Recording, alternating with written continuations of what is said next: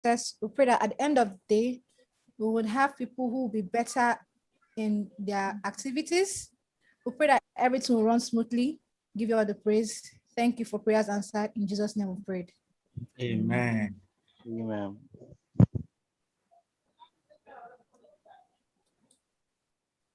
Amen. Thank you very much. We'll now go straight to our next agenda.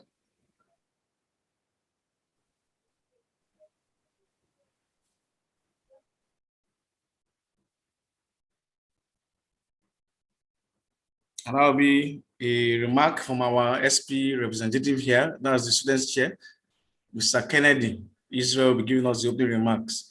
He's the students' chair chairman for the Society of Petroleum Engineers session 103. That's Port Harcourt. Over to you, sir.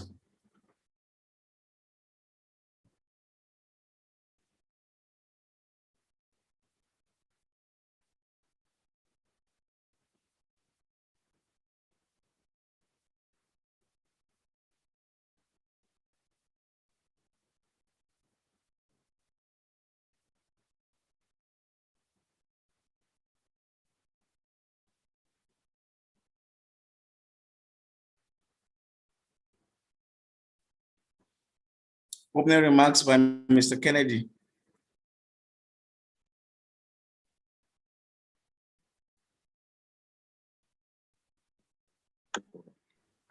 Okay, it's like Kennedy is having a network issue. It was here earlier on. So I think Queen can do that for him. Okay, go ahead, please, Queen. Okay, good morning, everyone. Oh, good afternoon, actually. Welcome to this wonderful event on behalf of SB. In collaboration with Study Globally, I invite everyone to this monthly webinar on how to write a good statement of purpose. The aim of this event is to ensure that everyone would be able to do something. And wonderfully enough, Study Globally is involved with admissions for people who want to study outside the country, especially in the UK, US, and in Canada. So at the end of the events, we would like you all the participants to register with Study Globally to ensure that your admission processes are done free and easy. This would ensure that people who want to study outside will not be scammed. That's a very important thing to note. Don't be scammed by these online persons who are not professionals. You're dealing with professionals right here. And I encourage everyone who is a part of this meeting to reach out to the organizers at the end of this event. Thank you, and I hope we achieve our aim of joining this meeting. Thank you very much, Queen. That's a very wonderful rendition.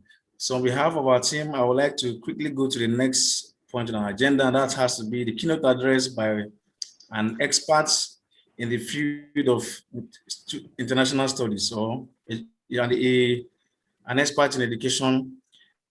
This man is Mr. Santos Surendran. He happens to be the International Director of Study Globally in the UK. And more of what we'll be saying is just to throw more light on what we are doing today.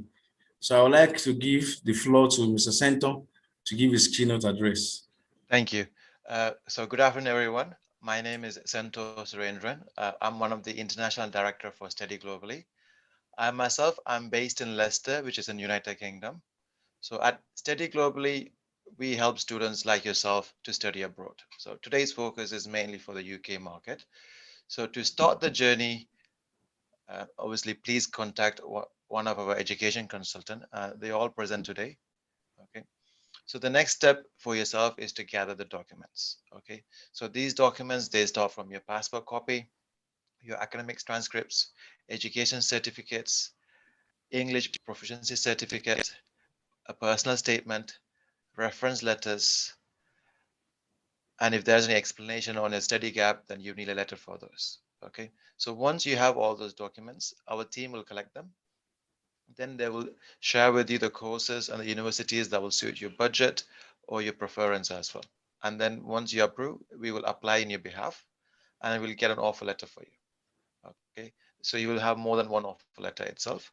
And from those, you can confirm the university of your preference, and then you can take it further. Okay, from there, you will pay the deposit money, you'll pay it directly to the university itself.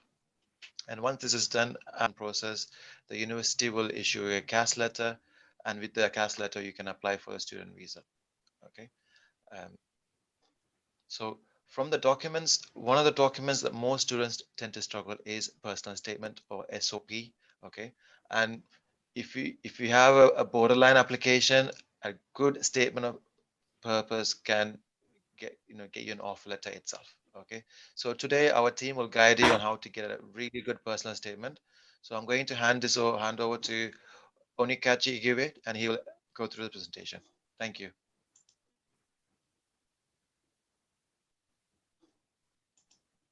Thank you.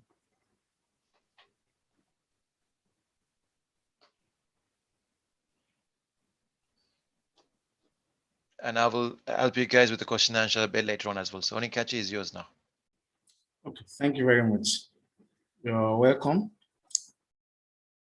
I'll be sharing my slide now, so just hold on.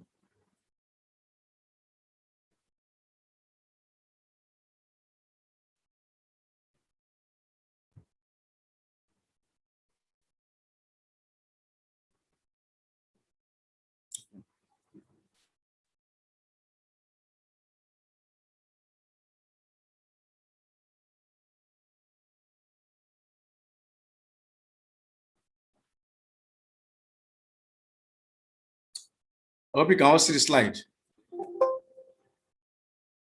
How to write a personal statement. I hope you can see that. Yes, we can, but you have to put it on slide mode. Please share for me. Share that for me from your end, please. Okay, from your PowerPoint is on the far at the bottom of your screen. You see it at the bottom of your screen. No, bottom right.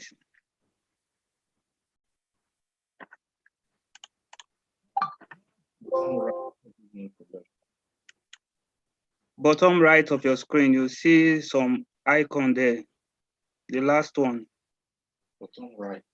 Bottom right.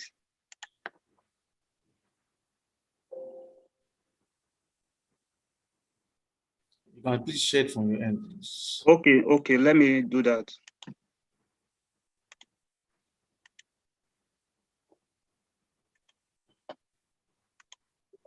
Okay, we are good. Okay, fine. So how to write a personal statement? We've realized for a lot of time now that so many persons have issues as to write a very convincing personal statement. And that has been a very, very big concern for us. The reasons are not far-fetched. Practically, most of these universities we apply to, they reject these applications on the go just because of the personal statement. And that's because some persons actually write, or they give it out for people to write for them, and they don't follow some certain principles. And why do they reject them? They reject them possibly because they were not well drafted, or because many of these things were plagiarized. And mind you, these universities have what they use to check for plagiarism. So you might be surprised that if you just go to the internet and you just copy somebody else's work, you'll be surprised that that is turned down because they found out that it is plagiarized. So on that note, I would like to go to the next slide so that I can be able to talk more on. Yeah. So what is a personal statement? You might want to know, or you may want to ask. A personal statement. What is a personal statement? It's an opportunity for you to speak of your unique experiences, the qualities that you think you have, or the beliefs by which you can convince the admission selection committee as they get a chance to know about you, those things you know that are not shared in your application. Mind you, you only apply for these things by giving them your personal information. You don't write any other thing like give them essays and what have you. So it's a chance for you to share what you have, the right skills that you have to pursue those courses. And you show them how passionate and enthusiastic you are. So you need to prove to them the reasons they must pick you. And that's why a personal statement or a statement of purpose is very, very important. So that, more often than not, when you apply for some certain things, you will see them asking you to check whether you are a robot. Possibly it's an animal that is applying. So they actually want to know if it's a human being that's applying. So these are the things to also check. So that's the reasons a personal statement is important. Please, next slide. So before you write, what do you look at? When you start writing, before you talk about writing, it's not like a man who wants to go into war. You need to count the cost. That's the same thing you need to do here. So counting the cost entails you preparing yourself. You need to sit down and prepare yourself, ask yourself some certain questions. And by so doing, these are the things you ask yourself. You need to check the universities or the college websites so that you can understand what skills and qualities they will be like to get from you. Now, there are a lot of universities and countries, as it were, that you'll be interested in. Today, our focus, as our international director has said, is in the UK. Now, you need to check universities that actually suits you, and also what you can also offer them that is a skill and quality that they will be looking at for. Now, the second thing you need to do is you need to make a list of what you would like to include in your personal statement. How do I mean by that? What's the list? Okay, what sets you apart from another person? What makes them, as the admission selection committee, to sit down and say, "Oh, wow, you wowed them. You made them so impressed that they are saying, "Oh, this is our candidate." So you need to sit down and ask yourself, what are the skill sets you have? What are the achievements you'll be able to attain? So those are the things you'll be writing. Those things that you know that you have and some other persons do not have. Okay, so C.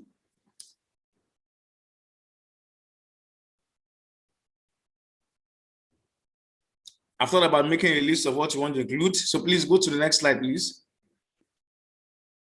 So you need to understand that these two things are important by the preparation. So preparing yourself is more about getting yourself or your acts together. Now, how do you structure your personal statement? I know I've seen some people who have submitted personal statements to me and I've rejected them on the go-to. I told them, I said, please go and do a work on this. And even for us as a team, we help people to do that, do it at a fee. So, but I tend to beckon on some persons to actually sit down and do these things themselves. It's very, very easy, very simple. So now, how do you structure your personal statement? You may begin to ask yourself that question. Number one thing is that you need to do your introduction. Now, it's usually said that if after 2-3 minutes that I read an essay somebody writes for me, if after 2-3 minutes I cannot find an import, I cannot see something that is enticing or fascinating, I tend to get bored, or perhaps I just tend to throw the letter to the cleaners. So now, introduction is as important as your body, as important as the conclusion of your letter or your personal statement. So that's why number one is when you are doing your introduction, you must consider you're starting your sentences to engage and make sure that the reader continues to read. So you are starting your sentences and you should ensure that the reader, whoever it is that is going to look at your statements, will be encouraged to continue to proceed further. Now, you look at the body paragraphs. How do I mean? Structure the paragraphs based on the most relevant skills and achievements that the universities and colleges are looking out for. Very, very key. So, for example, if perhaps I know I'm a good data analyst, I'm good in Excel. Aside Excel, I'm good in maybe Python programming. That is a skill. Possibly I'm applying for university and I study marketing perhaps. And over time, during the course of my studies, after finishing school, I decided to go and do a volunteer course or learn some courses on artificial intelligence and what have you. Now, I've garnered some skills that are relevant to the market today. Mind you, I said I studied marketing, but then I want to go and study a master's in maybe data science. Now, it is a skill set the university is looking out for, that somebody is here that actually knows a lot about artificial intelligence. They will actually want to hear from you. So you now need to structure. So the relevant skills and achievements that these universities are looking out for, you need to itemize them. That is going to be part of the body of your paragraphs. Now, your conclusion too, you need to summarize your commitment, your enthusiasm and skills which suits to the expectation of the university and college. I'm going to say something maybe as time goes on this. So let's go to the next slide.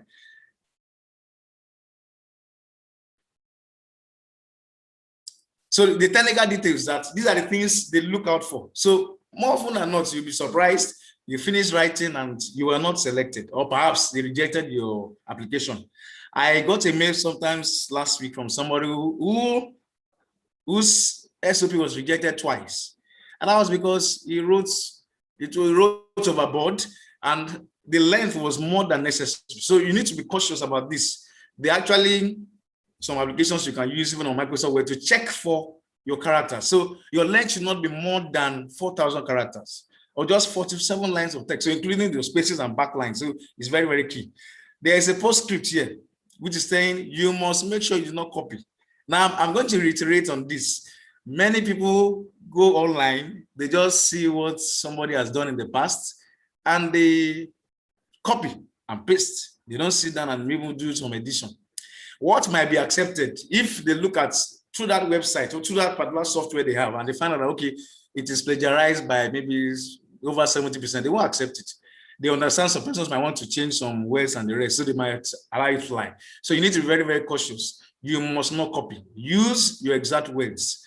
Don't use any prepared notes. Use your exact words. Just be yourself, be natural. So let's go to the next point on our agenda.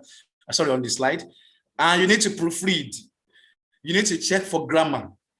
Don't go and start writing I am, or I once worked somewhere, and you started with a small letter I. That will fail you. So you need to check for your grammar, you need to check for your spelling, you need to check for your punctuation. Where you have to put a comma or a colon or a semicolon, please make sure you put that. If you need to consult somebody, maybe somebody else will help you do that, it's very, very fine, it's key. You need to check for your spelling, you need to check for your grammar, you need to check for your punctuation. Mind you, you are going to sell yourself. This is more about selling yourself. It's not the way you have your CVs. Your CVs, if your CVs has even a slight mistake that use a small letter where you're supposed to use a capital letter, you might be surprised you are not taken. Because mind you, there are softwares we call ATS, applicant tracking systems, that will check for all these things. That is in the same vein, for personal statements, these things are looked at. So you need to get a feedback from the most trusted and professional professionals who can help you. Then do a redraft. And when you are happy and you know that they are satisfied with it, you can now send for processing. So let's go to the next slide.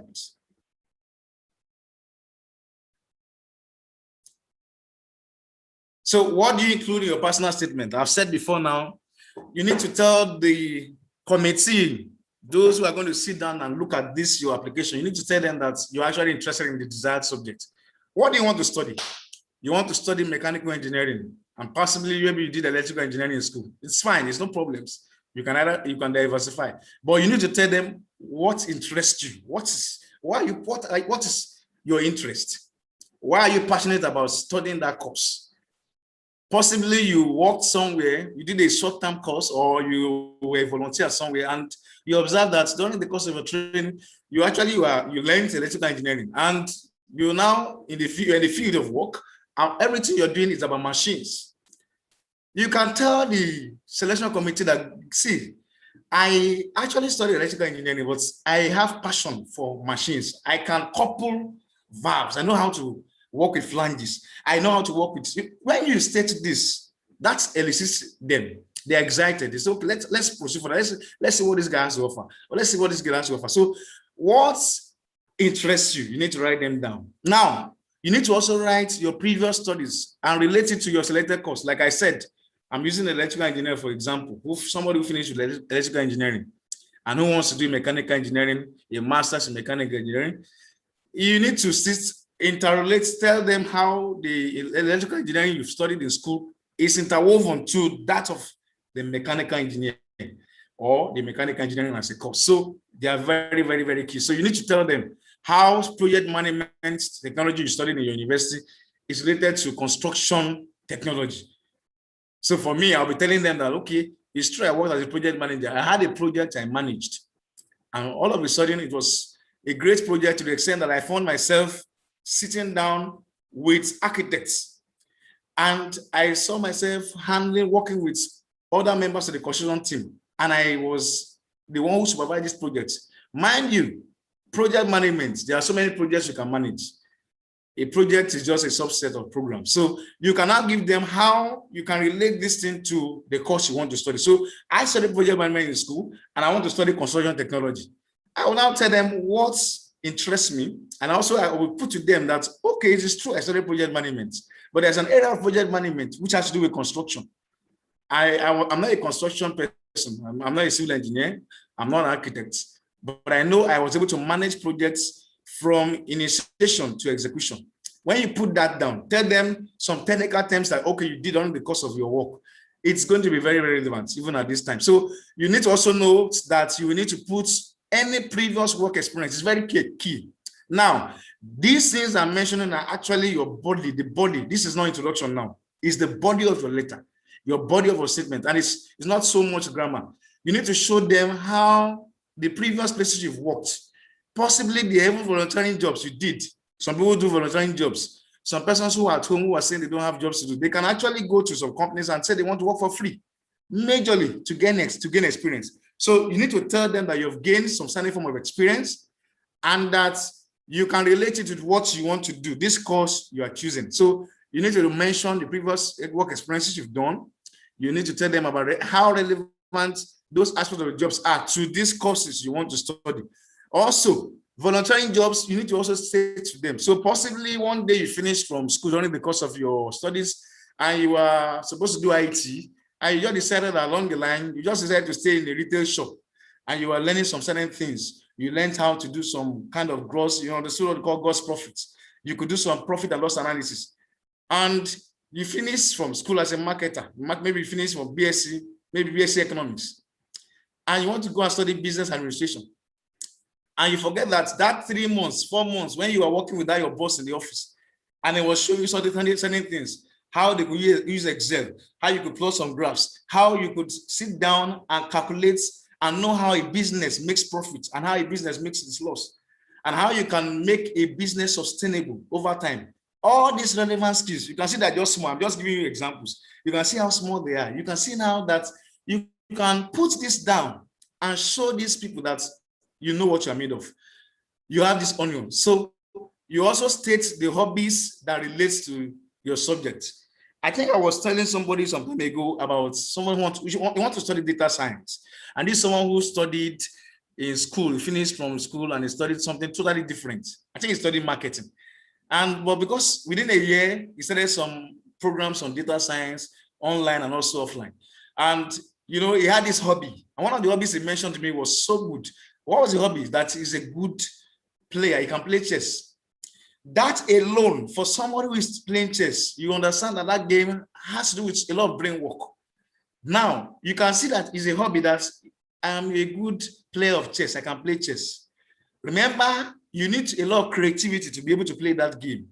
Even if it is Ludo, to be able to play Ludo and you are successful in it, you need to tell these people that, see, I can do puzzles. I can break down problems. I can solve problems. How you are relating your hobby that you can play these games, as difficult as these games are, as difficult as these hobbies are, how you can show them that through this, you can solve some certain problems are things that these people look at. You can sell yourself by so doing. So also, there are some special trainings you've garnered over time. You've gone for courses. It could be online. You did a course on Coursera or Udemy, and you finished, you got some certificates, maybe in customer service. And you are writing a personal statement. You can actually tell them that, see, I even recently attended the training, certified for that purpose. And I was able to, through that training, these are the drawbacks, these are the things I could draw from, these are inferences I can draw from, and I can apply it. So your special trainings and achievements can actually help you show what you can offer. Then you need to show them that you are a suitable candidate and you have relevant skills that they are looking for to do that course. So you can see, I'm just trying to tell us that you may not actually finish you may not finish as a best student in your own department or in the class. You may have finished as a class candidate or student from school, but you had a study gap. You finished from school, let's say 2 years ago. And within that 2 years, you got a job or you got a placement or you worked for free somewhere and you got some skills that, in fact, within 2 years that you were looking for work and you were doing some volunteering jobs, and those within that time you were able to garner some certain skills. These skill sets may actually count for you even more than the 5 years or 4 years you spent in school. So you can see why I said writing a personal statement is easy. So let's go to the next slide.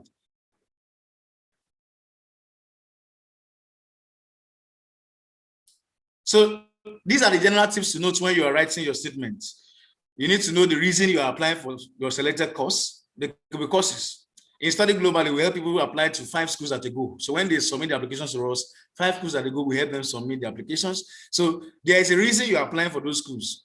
Now, somebody say he wants to study in Manchester. That is where he wants to study. You say he wants to study in Manchester Metropolitan University, MMU. He's telling the school that, see, aside going to Manchester University to study, I am a football fan. I want to stay close to Old Trafford. That is, to some people, it doesn't make sense. But it actually makes some sense. It's a hobby. I'm a football fan. And I know I can interplay with this. I can juggle up with this. I can juggle by watching football and also going to school. It's something interesting and fascinating. It's a hobby. He's a football fan. And he wants to also study in a school that is close to where he can actually have fun. So why does this subject interest you? You must also state it. So include evidence that you understand what is required to study the course. So why does the study interest you? Here you need to include what you understand and what is required to study the course. You understand that, okay, to do this course, you understand the requirements as per. You need to do a lot of research work. You need to do a lot of proposal, a lot of research work. You need to work with supervisors. You need to go to do a lot of research work. So you need to understand that, okay, it's true that the study interests me, but I have evidence that over time, I'm a researcher. I'm a prolific writer. I can write. Somebody wants to study mass communication. You know that writing is something you must know how to do. So you can tell them that, see, I want to continue with this even after when I come back from the States or when I come back from my studies. So you need to tell them why you think you are suitable for this course. These are the things that they're looking out for. Why are you suitable? What are the skills you have? You can tell them I'm a prolific writer. I've helped organizations. I've helped companies. I've helped companies who were only going to comatose, dying. I've helped to resurrect them. What skills did you use in helping them to resurrect those companies? So you need to tell them that while I was working in a company, in the IT department, they had so much problems and they were not getting jobs. But through my courage, through my networks, I was able to help them partner with some persons who helped them, brought in profits that they did not have over time. These are the things they're looking out for. It's more about, like I said, the same way you're looking for a job is the same way you are going to go about writing this. So why do you think you are suitable for this course is important? Now, do you have any particular skills or experience that will help you to succeed on the course? I have mentioned this, so I'm going to reiterate. So you need to tell them, you can see I've been saying, you need to talk about skills and experiences. So it's not about studying 5 years in school. What have you applied with those knowledge you've garnered? How have you applied them? Are they now what you want to do in the future? So you want to be a master in that course. You are going for your PhD. Even if it's not masters, for those who want to study for the undergraduates, your personal statement may still be relevant, but we are actually targeting those who are looking for master's programs and also want to study their PhD in universities abroad. So let's go to the next slide. So have you taken part in any other activity or activities that demonstrate your interest in the course? So you need to understand, I've mentioned it, what programs or certifications have you garnered, have you collected in the past? How relevant are they to that course? There are so many. There's an avalanche of programs, courses online. You can learn even in a day. You can learn some in a week. Go to Udemy, go to Coursera. If you're a student, you must understand that this world we are into now is digital. What it means is that you have your tool with you. Your tool, that smartphone, is a whole world on its own. So you can sit down and do a lot of research. Look at programs, look at courses that interest you, you are passionate about, and sit down. And through these programs, like I've mentioned, you can go to Coursera. It's free. You can learn for free. There's even one I use for my learning, disasterready.org. They have so many programs. I learned Microsoft Excel through it. I learned so many programs on it. So these programs, you can see that you have to tell them, have you taken part in any other activity that demonstrates your interest in this course? Do your current or previous studies relate to the course that you have to choose or that you have chosen? So you need to ask. So if so, how? How do they relate? I mentioned somebody who studied electrical engineering, who perhaps should be good in anything electrification, lighting, electrification, wires, cables. But today he's talking about machines. He wants to study mechanical engineering. So how do you now make them interrelated? It is for you now to sit down and ask yourself questions through those skill sets you have garnered, how you can make them interrelated. So now what do you do then? You now need to write them down. Write down your accredited or non-accredited achievements.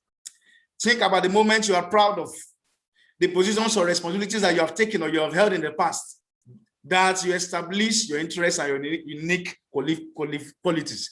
Now, you finish in your class and you are the best students, or you happen to be the chairman of, or perhaps the president of your society when you were in school. You need to understand it's an achievement you are proud of. Or you finish from school and you attended some programs or seminars, you organize yourselves. Or you're in school, you had a business. You had a business that you did so much profits. It's a business you ran it when you were in school. So these are achievements you are proud of. You can bring it to bear as you are applying, as you are writing this personal statement. I'll tell the organization, or tell whoever it is that will read your personal statement that you will know your own. So you write down your accredited or non-accredited achievements, things you are proud of. What are you proud of? What have you done in the past?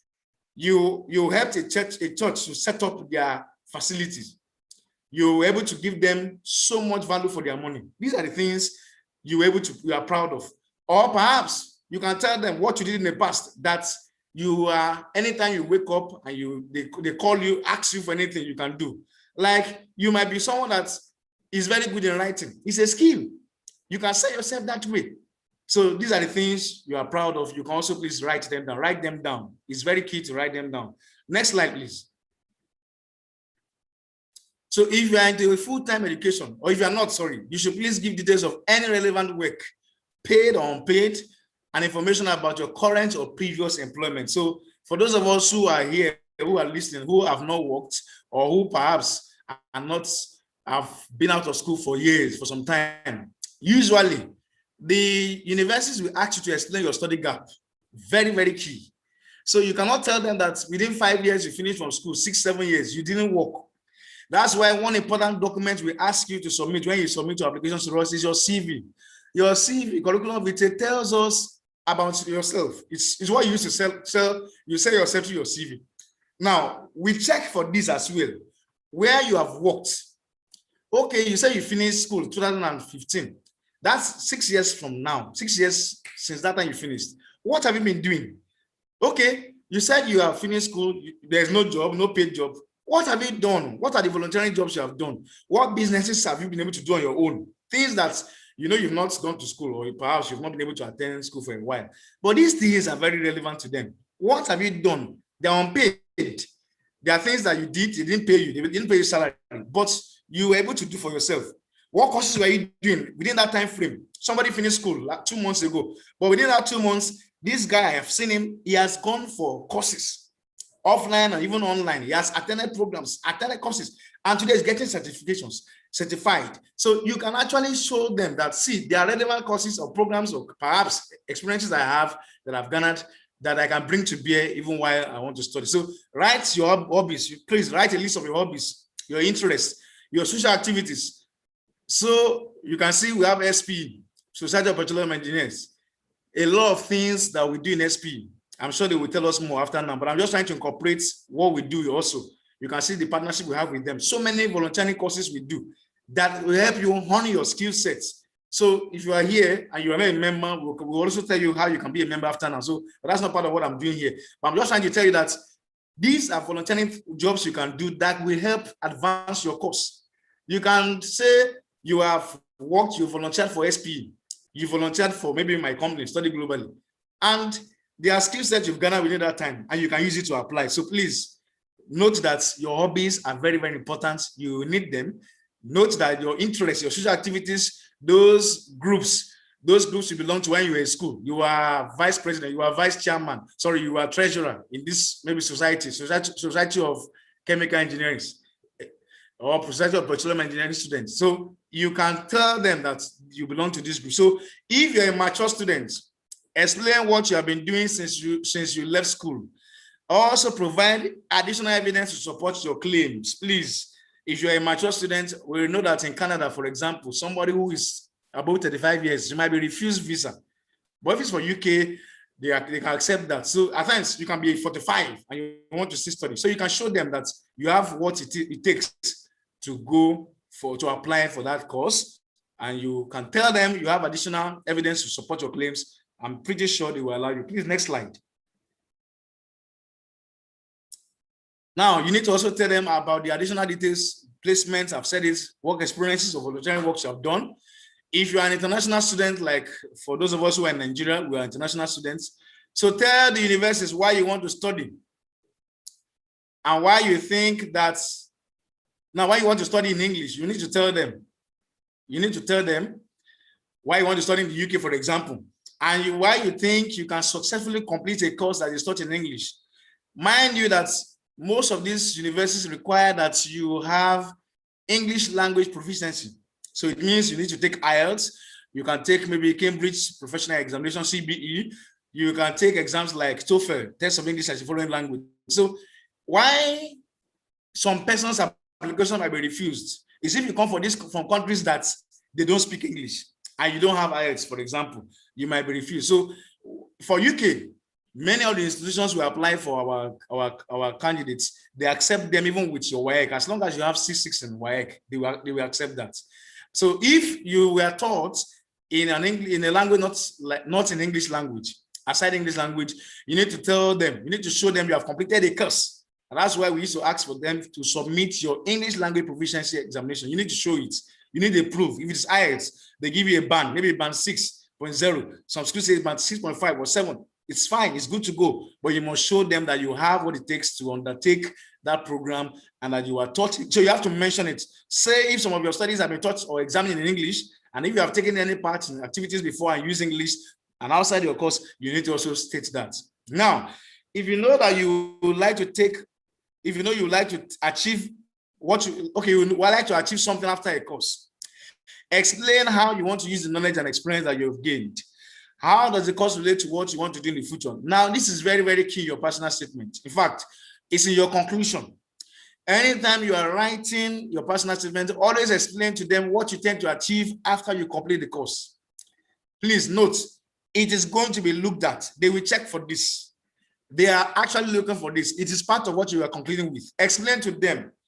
Don't tell them, I'm making this as a postscript. Very, very important. Please note this.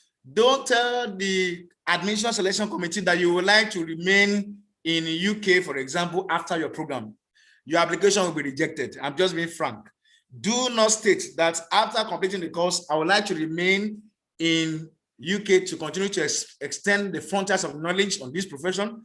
I'm telling you, you will be refused. It will be rejected at the go. So you need to tell them, how does the course relate to what you want to do in the future?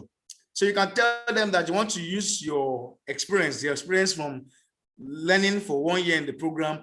You want to use it to help organizations become better. How?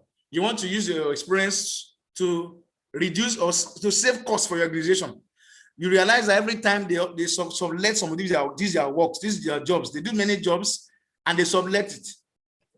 Now you can tell them that, see, after concluding this program, I can assure that the organizations I will go and work for, I will save them so much because they won't need to be spending so much outsourcing their jobs to external consultants. I have what it takes. You can tell them that when you come back, you will organize programs, seminars like this. You will collaborate with partner institutions and they will help train people. It could be HSC, you want to study occupational health, maybe environment or occupational health therapy. You tell them what you want to do that is different from what you see in your parent company, your home country. You need to tell them. It's very key. I'm hammering on this because many people just go and state that, okay, after I finish the course, I'll come to my country and I'll apply what I've gained. No, you need to tell them, what will you do? What you will do that others will not do? What will you do differently? Very, very key. What's the next slide, please? Next slide. Okay, so at this point, I am rounding off by telling you that you need to structure your personal statement in such a way that it will elicit the excitement of your admission selections committee. So I would like to round off at this note by just recapping, telling you that your personal statement is just about you selling yourself, telling those who are going to sit back and review your applications that you are actually deserving of it. So I want to thank you for listening. We'll go to the question and answer session after now, but sincerely, I'm grateful to you all for having me give you this opportunity to talk to you. And I pray that you continue to enjoy the remaining part of this event. Thank you. Okay, thank you, Mr. Onyekachi, for that wonderful presentation. We really, really appreciate, and I believe that every one of us have learned a lot on how to write a statement of purpose. So right about now, if you've not sent in your questions in the group, in the chat box, please do that now, because we're going to the question section.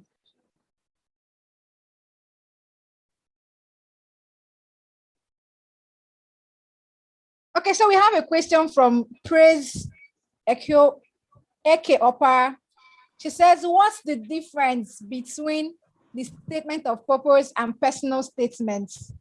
For this question and answer section, we'll be having Mr. Sento and Mr. Kachi. Yes. So I'll be directing my questions to the two of you. So Mr. Sento, please can you answer us the difference between the statement of purpose and the personal statement? It's the same thing, to be honest. It's just that in some countries, they name it as statement of purpose, and in some countries or some places they use it the way.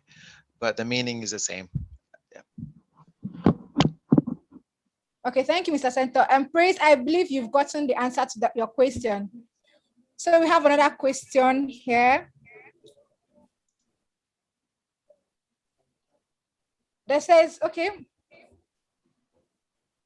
what is the best way to begin SOP? Mr. Kachi, please, can you handle that? Okay, thank you very much. I've said that before. The best way is just to introduce yourself. And the introduction is very key, like I said.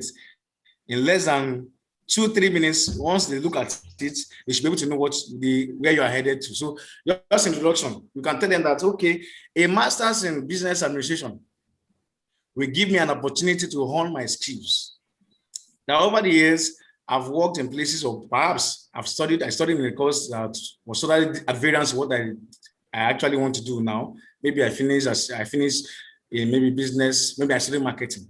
And I said, okay, master's in maybe business administration. It's an opportunity for me to hone my skills that I've garnered over time while working. You can just show them, maybe while working in social company. I was able to learn certain things that I feel would make me to continue to proceed in this line. Okay, how do I mean? I'm just giving you a recap. Now, I'm starting by telling the admission committee by saying, okay, that a master's in business administration will give me an opportunity to hone my set skills. Now, over time, I've researched, I've worked, even through my experience for my undergraduate class, I understood how organizations work. Though I studied marketing, but I understood that over time, organizations, many of them collapse just because of certain things that are missing. And one of which is they do not do a lot of work as per profit and loss analysis. How do I mean profit and loss? Many organizations work and they don't sit back and do an analysis. Now, I want to study marketing, for example, or sorry, maybe data science. I want to tell the organization now, or perhaps the committee that, see, I intend using the experiences I've garnered over time to help my organization save costs. Instead of them going to consult people who are external bodies and they pay heavily for them, through this opportunity to do my master's, that will make me a master in this profession. I know that by coming back home to my own country, I'm trying to summarize, but my introduction is I'm trying to win their hearts that, see, this studying a master's gives me an opportunity to be able to help save costs in an organization, help my horizon. I studied in a particular course. Now I want to gain a mastery of that course. So it helped broaden my horizon. So this is actually an introduction. And if you can follow that line of thought, it's something that will help you a long way. Thank you. Can I just join in just a moment as well? Okay. So the best, I think back to the question as well, the best way is There is no right or wrong answer, okay? There are more than one way you can do it. You can start with a motivational quote, or because the personal statement is personal, okay? This is we haven't met you, we haven't seen what you look like, okay? So the person that's just going through application, they're going to get a sample of who you are, okay? So give them the sample of who you are itself, and from once they finish a statement, they know who you are, they know what you want, and this is an opportunity to be different from the other application. It's also a chance for you to impress the person that's actually doing the application as well, right? And also, if you keep these in mind, I'm sure this will help you with the personal statement itself. Okay. Thank you very much, Serge, for the answers to the questions. So we're having persons requesting for these presentation slides. So please click the form, fill it, and then a rep will get back to you. Your email address will be, the presentation slides will be sent to your email address. So just click the form for that. So we have someone who said, can I be admitted even with a third class degree? Mr. Center, please, can you answer that? So it depends on what you're applying for, okay? So I presume if you're applying for a bachelor degree, then it's acceptable. But if you can give me more insight about yourself, then I can probably answer the question even better. Okay, so one more question. Said, when writing an SOP, do you have to include your name? That's the applicant. No, you don't, because the SOP is an internal part of the application itself. So they already know who you are. They have more information.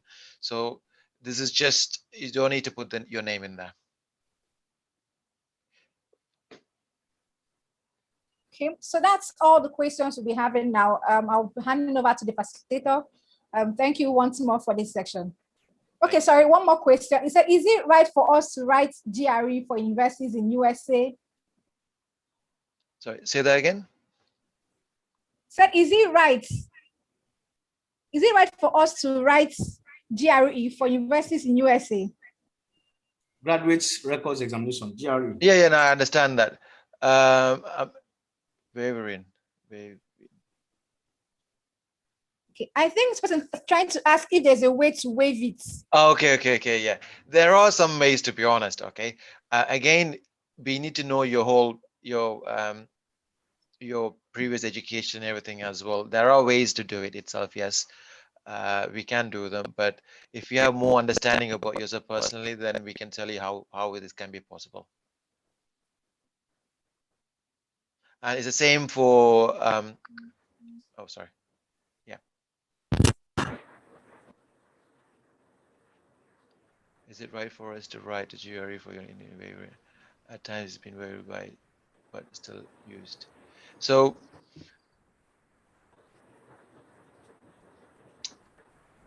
let me give an example for for the UK market. It's similar to the USA as well. Okay, so for example, the English test.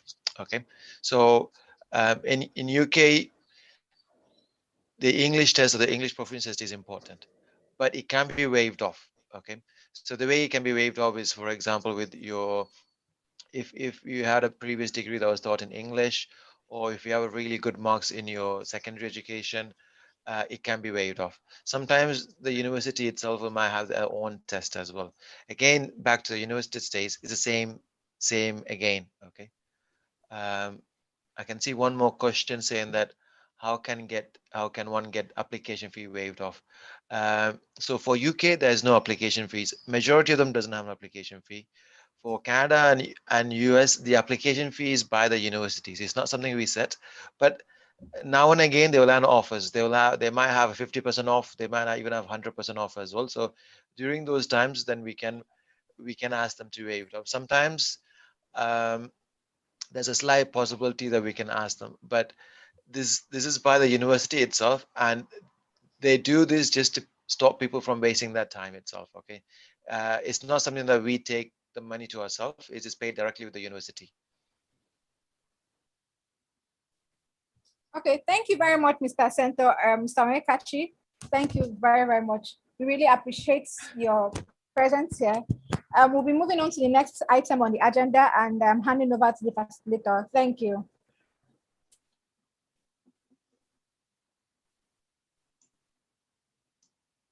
Thank you very much. So I'm back again. Welcome back.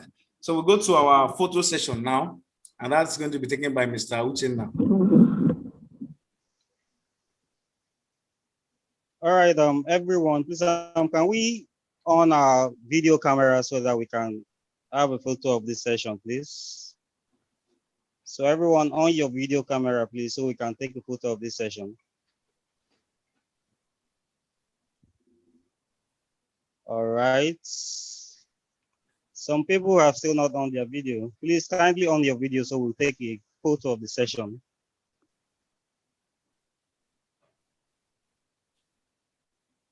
All right, Mr. Simeon, please help us capture the photos, please.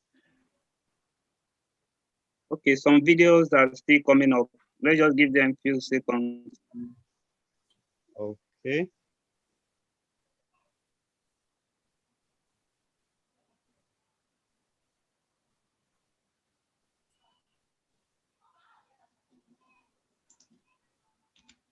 All right, Mr. Simeon, have we done that yet?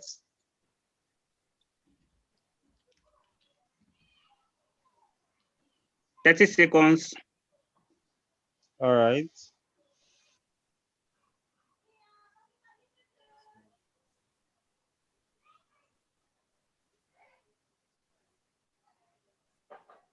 Please on your video, if you have not done that, we're taking photos for this session, please.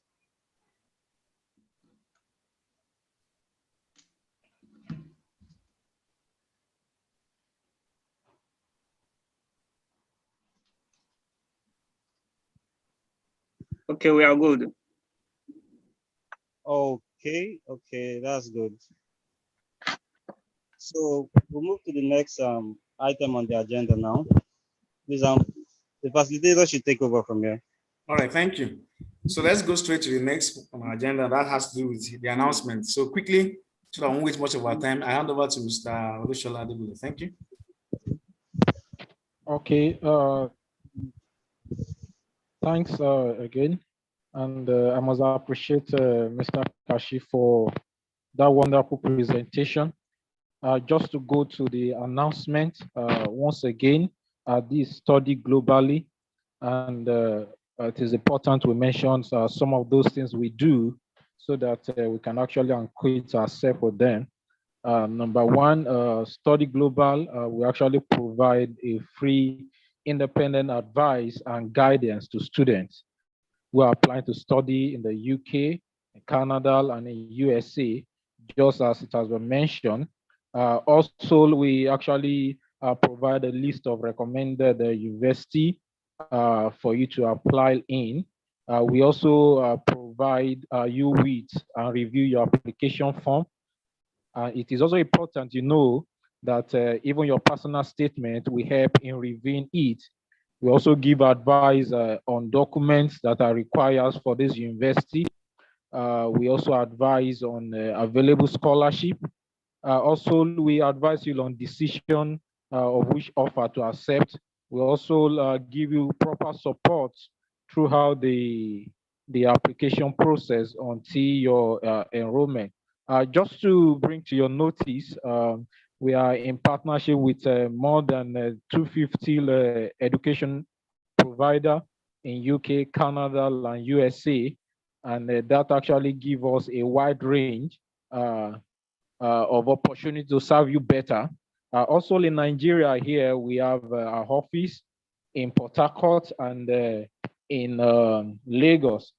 The Port Harcourt office is at GRA Phase 2, while in Lagos, we have it at Ikeja. Details of that will be dropped in the chat box. And if you want to contact us, our number will be dropped on the chat box. But most importantly, the Google form is also on the chat box so that you can reach us better, so that we can give you proper information and all information necessary for you to actually achieve your dream of studying abroad. And yeah, that's it for now. But we must put to heart that all this we are doing is actually free. is actually free, and all the advice we give and all is free. I believe it is actually high time you take good opportunity of that. That is going to be all from my side for now. Okay, thank you very much, Mr. Olushola Adebule. So just to add to what you have said, all we do, our services are absolutely free. So if you have further questions, you can also write them down in the chat box. Our agents will get in touch with you. So that I won't waste much of your time, I would like to hand over to the SP representative who is here to help us with the closing remarks as we round off. Thank you once again for this section. It was really packed. I would really want the participants to take advantage of this opportunity. It's not every day you have such services being offered and rendered free of charge. So I would want to say a very big thank you to the organizers, to Study Globally and the Society of Petroleum Engineers. If you're not yet a member of SP, I really, really encourage you to join the society. It will help you in growing. And then also we're being taught to be volunteers. It will help us in the long run. So SP gives you an opportunity to volunteer, to learn, to harness that skill that you've learned over time. So it will be a wonderful opportunity to put yourself to good use. Now, working with Study Globally, it's going to be very, very wonderful, as it will help you in forging your careers and ensuring that your educational journey is not cut short. Thank you once again for this program. All the best to the applicants. Thank you very much. That was a nice one. So I would like to hand over to Mr. Bonakwan for the vote of thanks.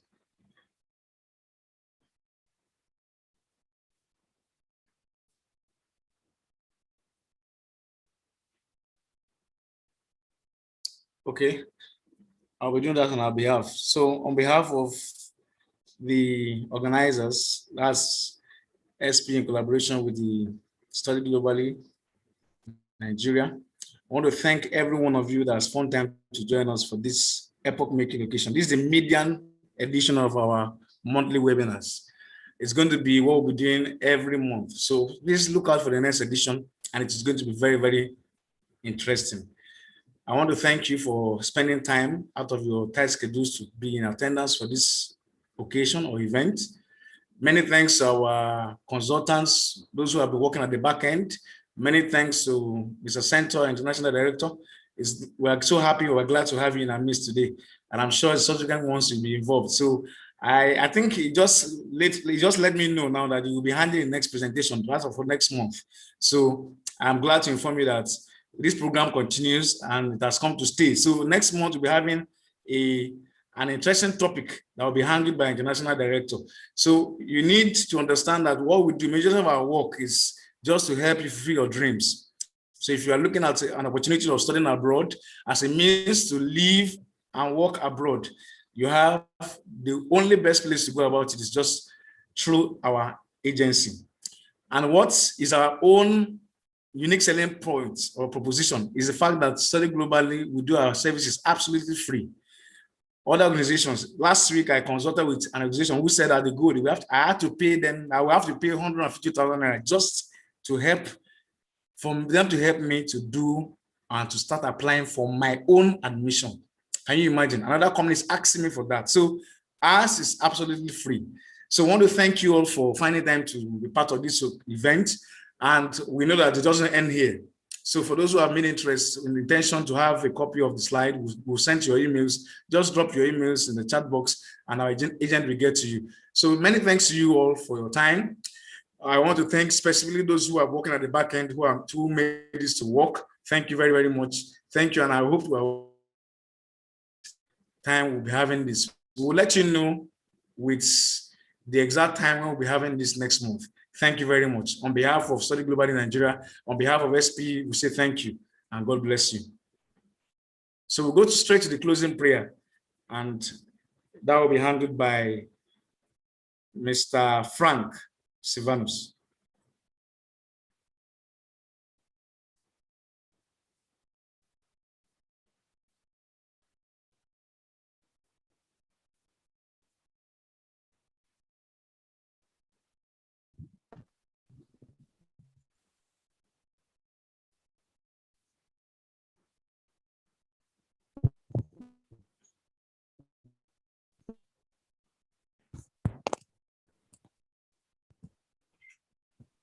Okay, any volunteer, please, can hand you the closing prayer. Any Jesus' religion? name.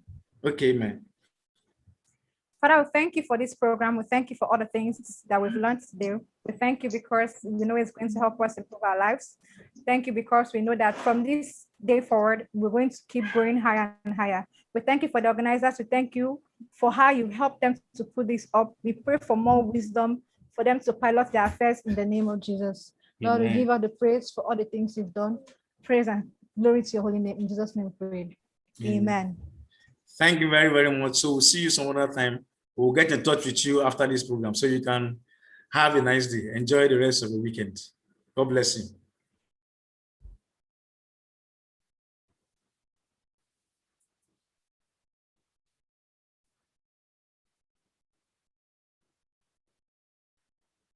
Thank you.